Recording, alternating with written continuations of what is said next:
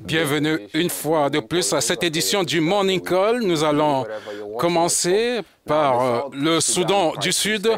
Eh bien, la crise du Soudan du Sud est au centre d'un sommet aujourd'hui à Addis Abeba. Les leaders des LIGAC vont discuter au cours de ce sommet extraordinaire des voies et moyens pour amener la paix dans le pays.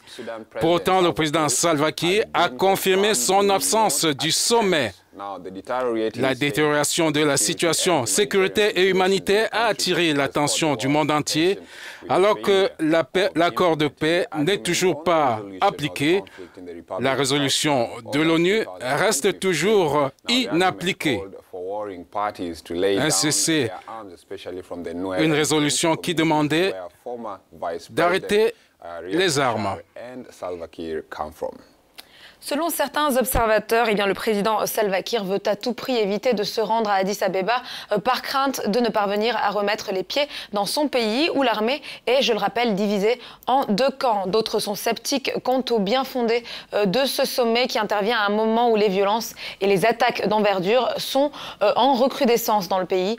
Parmi les dernières en date, une embuscade menée jeudi dernier contre un convoi circulant sur une des voies principales du pays, une des routes principales revendiquée vendredi dernier par les rebelles sud-soudanais.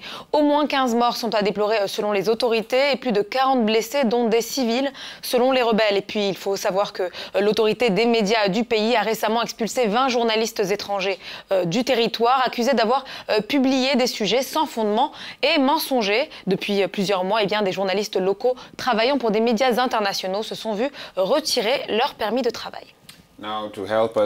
Voilà, pour essayer de comprendre, nous avons en ligne Edmond Yakani, il dirige une ONG, c'est la Community Empowerment Organization à Juba. Bonjour Edmond.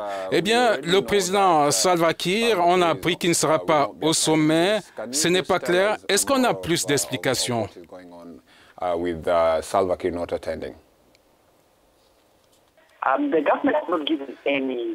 Les raisons de l'absence du président ne sont pas claires, ne sont pas explicitées. Le gouvernement n'a pas donné d'informations claires à ce sujet. Le service de presse de la présidence a tout simplement fait part d'une lettre faisant état des excuses du président Salva Kiir au premier ministre éthiopien pour son absence consécutive à des préoccupations d'ordre national ce lundi, mais on n'a pas plus de précisions. Voilà, vous êtes impliqué dans l'implication des accords de paix de 2015. Quelles peuvent être les implications de l'absence du président Kiir?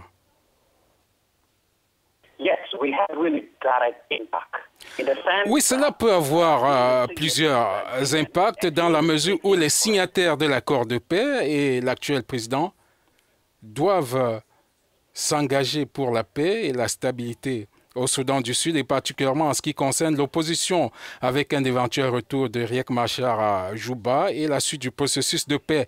Deuxièmement, la crise au Soudan du Sud prend déjà une dimension régionale. Conséquence, les voisins comme le Soudan, l'Ouganda, l'Éthiopie, réunis autour de l'IGAD, ont utilisé le sommet extraordinaire comme une opportunité pour arriver à la paix.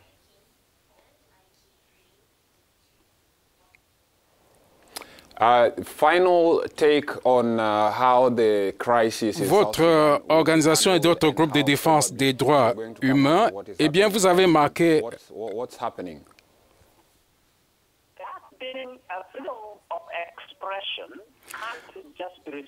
Oui, disons que la liberté d'expression ne doit pas être entravée parce que le journaliste qui écrit un article qui critique le gouvernement, eh bien, critiquer le gouvernement n'est pas critiquer la nation. C'est deux choses différentes. Le rôle du journaliste, c'est de rapporter la vérité et non le contraire. Nous sommes attentifs aux choses positives dans ce pays et nous sommes aussi témoins des aspects positifs relayés par la presse internationale. Je ne suis pas convaincu que la presse internationale rapporte seulement du négatif. Nous avons besoin d'équilibre. Nous condamnons énergiquement l'attitude du gouvernement et nous voulons que cela change. Nous entrevoyons une réunion la semaine prochaine avec l'autorité des régulations des médias.